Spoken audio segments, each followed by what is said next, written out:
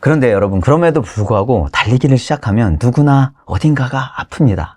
안 아프면 좋겠는데 거의 대부분이 다 아프세요. 왜냐하면 내 몸에는 어딘가 약한 구석이 있거든요. 평생 운동을 하신 분이 아니라면 계속 걷다가 갑자기 달리니까 어딘가 내 몸에 약한 부분이 아프게 돼 있어요. 그러면 저 같은 경우도 왼쪽 발목 또 우측 장경인대 이런 데가 계속 지속적으로 아파서 병원을 갔죠. 그런데 의사 선생님이 달리면 안 된다. 달리기 그거 하지 마라. 무릎 나간다. 이런 얘기를 하시는 거예요. 정말 너무 좌절해서 돌아왔는데 저희 그 러닝 클럽에 형님들이 계셔요. 한 그때 당시에 50대, 60대, 70대 이런 형님들이 계시는데 이런 분들한테 여쭤봤더니 나는 30년을 지금 넘게 풀코스를 매년 뛰고 있는데 나 지금 안 아프잖아. 근데 내 친구들은 다 휠체어 타고 다녀.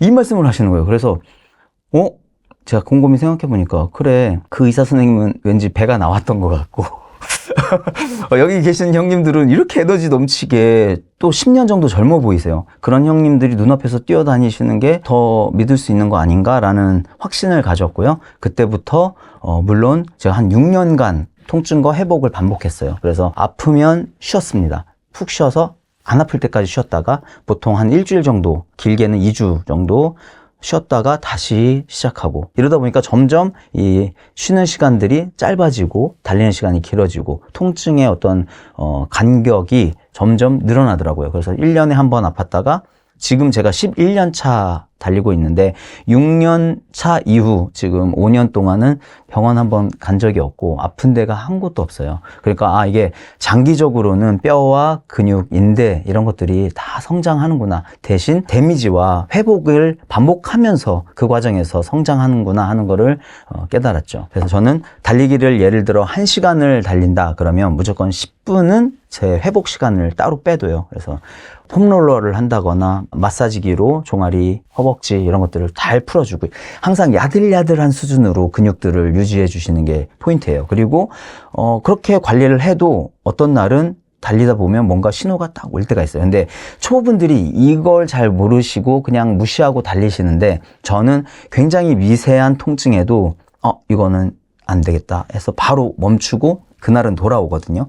그 다음날 차라리 좀 더 뛰면 되지라는 생각으로. 그래서 항상 예민하게 내 몸에 귀를 기울이고 달리기를 끝나고 와서는 충분히 마사지를 해주는, 그래서 저희가 휴식의 중요성을 너무 많이 강조드리고 있어요. 결국은 휴식을 할 때 우리 근육들이 회복을 하고 더 강화가 된다고 해요. 그래서 저는 휴식도 훈련이라고 생각을 하고 그 과정을 통해서 점점 더 강화되는 근육들을 느끼고 있습니다.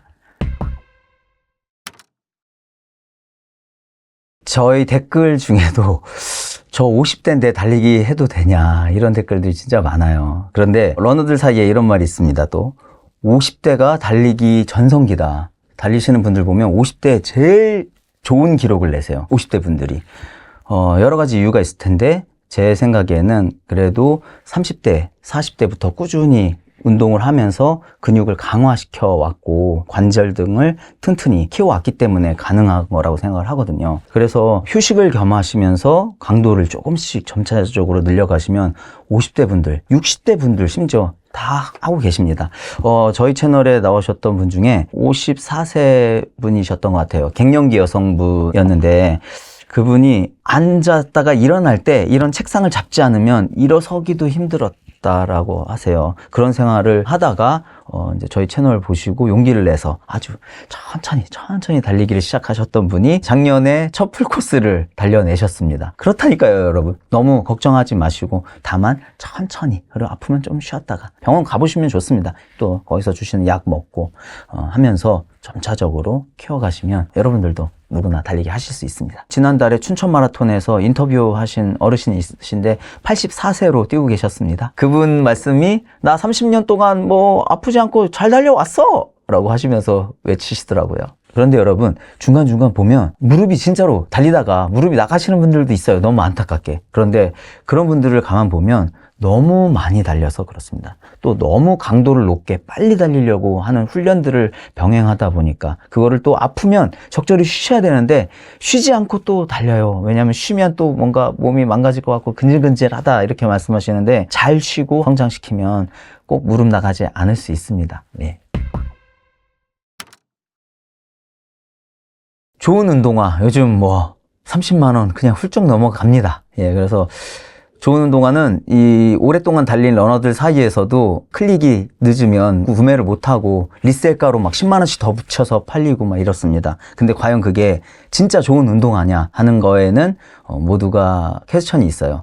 다만 지금 트렌디하니까 또 새로 나왔으니까 뭔가 좀 더 빨라지게 만들지 않을까라는 기대감에 그렇게 달려드는 거고, 저는 그런 구매를 지향하셨으면 좋겠다. 오히려 초보분들은 지금 러닝화 코너에 가시면 러닝화 섹션이 이제는 다 있어요. 브랜드마다. 거기 가셔서 종류도 다양합니다. 그렇기 때문에 자기 발에 맞는 신발을 구매하시는 게 중요하고요. 그러기 위해서는 꼭 신어보시라고 말씀드리고 싶어요. 남들이 이 신발 좋다던데 해서 인터넷 들어가 보면 없어요. 혹은 주문을 하면 와서 보면 사이즈가 안 맞거나 발볼이 좁거나 뭐 이런 경우가 많거든요. 그래서 꼭 러닝화 매장에 가셔서, 그거는 사실 어떤 모델이든 상관없어요. 사실 저도 아직도 제 발에 맞는 러닝화들을 찾아다니고 있거든요. 11년 동안 다닌 저도. 그렇기 때문에 한 번에 나한테 딱 맞는 신발을 찾는다기보다는 조금씩 내 발에 대해서 알아간다라는 마음으로, 요즘은 상향 평준화가 돼서 다 80점, 90점 그 사이에 있다고 보시면 되기 때문에 무엇이든 믿고 10만 원대 중반, 20만 원 요 사이에 사실 수 있으면 괜찮은 것 같아요. 예. 요즘 뭐 미드풋 논란이라고 해서 영상들 많이 올라오잖아요. 그만큼 관심들이 많다는 뜻일 거예요. 그래서 궁금하실 텐데, 사실 이 착지라는 게 힐 스트라이크라고 해서 발 뒤꿈치로 닿는 거, 그리고 미드풋 가운데로 닿는 거, 그 다음에 포어풋이라고 해서 앞꿈치로 뛰는 거. 사실 포어풋은 저희가 조금 스킵하셔도 됩니다. 어떤 연구 결과 보니까 마라토너 상급자 선수들도, 상위권 선수들도 이 포어풋으로 달리기를 시작하지만 꼬린 지점에서는 대부분 다 미드풋이나 리어풋으로 들어온다고 해요. 그러니까 우리가 그거까지는 몰라도 미드풋이냐 그러면 힐 스트라이크냐, 이 두 가지가 남았는데, 사실 저는 그렇게 생각합니다. 내가 걷는 방식이 있잖아요. 평생 걸어왔던 방식, 그리고 지면 접촉 방식이 있는데 그걸 갑자기 무리하게 뭔가 변화를 주려고 하는 것 자체가 부상을 일으키는 요인이 될 수 있다라고 생각을 해요. 어떤 분한테는 미드풋이 맞고 어떤 분은 발 뒤꿈치가 맞고 이럴 수 있는데, 그리고 또 신발의 어떤 각도나 굽 높이에 따라서 닿게 되는 지면이 또 달라질 수 있거든요. 그래서 의식적으로 내가 미드풋으로 달려야지 뭐 뒤꿈치부터 닿아야지 라는 생각 자체가 저는 조금 위험할 수 있다라고 지금까지 말씀드려왔고, 또 많은 분들이 공감해주고 있는 것 같습니다. 러닝머신으로 달리면 효과가 좀 떨어지나요? 라는 질문들도 많아요. 그런데 사실은 크게 차이가 없다고 합니다. 물론 굉장히 디테일하게 가보면 아무래도 러닝머신은 뭔가 동력이 나를 조금 더 움직이게 하는 측면이 있고, 그 다음에 오히려 쿠션이 조금 있어서 뭔가 부상 방지에 조금 도움이 된다는 견해도 있는데, 아무래도 자연 속에서 달리다 보면 다양한 지면에 발목의 근육들이 미세하게 성장하는 부분들이 있어서 추가적인 좀 이점이 있다고는 하지만, 사실 큰 틀 안에서 보면 어쨌든 30분 이상 달리는 것 자체가 주는 효용이 훨씬 크기 때문에 그런 것들은 굉장히 미비하다. 그래서 저도 미세먼지가 많은 날, 또 눈 오는 날, 비 오는 날 이럴 때는 러닝머신에서 달리고 있고 충분히 비슷한 효과를 느끼고 있습니다. 사실 저는 되게 처음에는 좋은 문화가 막 자리 잡고 있는 거예요. 러닝 크루 다 같이 에너지 넘치게 서로 기운을 주고.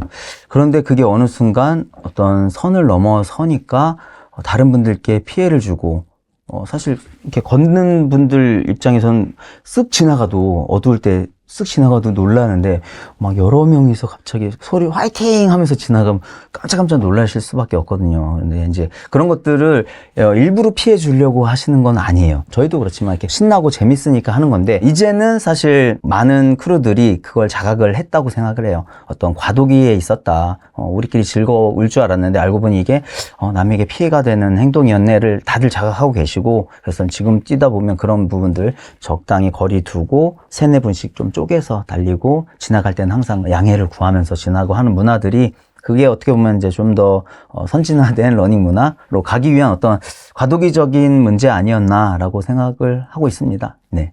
오늘 질문들의 대부분, 그리고 이게 많은 분들이 궁금하시기 때문에 이런 질문들을 주셨을 텐데, 사실 달리기의 어떤 즉각적인 효용, 수단으로서의 달리기 측면이 많이들 궁금해 하시는데, 저의 경우는 이 체력적인 부분도 있지만 이 달리기가 준 체력이 만들어준 어떤 내면의 힘에 더 큰 무게를 두고 있어요. 그래서 저는 그 풀코스를 뛰고 나서의 그 자신감으로 제가 그 대기업을, 방송 PD라는 직장을 나와서 이렇게 또 제가 하고 싶었던 일을 즐겁게 하는 계기가 됐거든요. 그러니까 어떤 용기가 생기고 자신감이 생겼을 때 그거를 전환해서 실행할 수 있는 능력, 거기까지가 달리기의 진짜 힘이 아닐까라고 생각을 해서, 여러분들 혹시 지금 자기가 아무것도 하지 못하고 뭔가 무기력한 상태에 놓여 있다라고 드시는 분들이 있다면, 그런 분들은 집에 있는 운동화 신고 이거는 내 힘으로 할 수 있는 거잖아 라고 생각하시고 나가서 1분만 달리고, 힘들면 걸어야지 라는 생각으로 한번 나가보세요. 그게 쌓이면 체력이 되고, 체력이 쌓이면 자신감이 되고, 그 자신감은 결과적으로 나를 바꿔주는 중요한 힘이 되더라고요. 그래서 여러분들 용기 내서 한번 나가보시길 바라겠습니다.